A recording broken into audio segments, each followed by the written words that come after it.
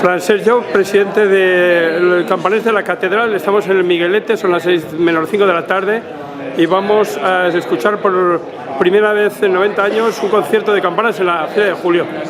¿Qué se siente volviendo a la tradición?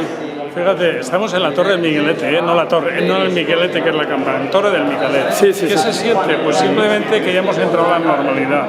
Formamos tanta parte de la normalidad cultural de esta ciudad que también se nos incluye pues, en la Feria de Julio o en la Fiesta de Corpus o San Vicente. Es decir, somos parte del recuerdo sonoro de esta ciudad. ¿Qué vamos a escuchar en estos 35 minutos? Un poquito más. La primera parte es el repic, que repicará las 11 campanas, una melodía del siglo XV, y luego ya el volteo, que es una melodía más tardía del siglo XVI, XVII. Y con una parte de campanas pequeñas que es del XIX. Un recuerdo especial a su padre, seguro.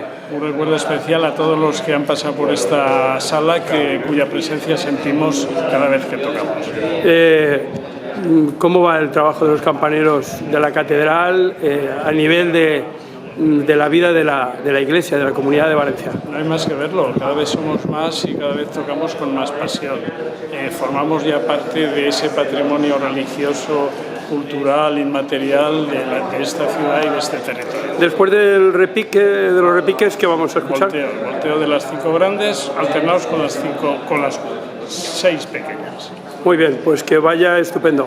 Valencia, fiesta y tradición en el Miguelete, en la campana no, en la Torre del Miguelete. La Torre del Miguelete.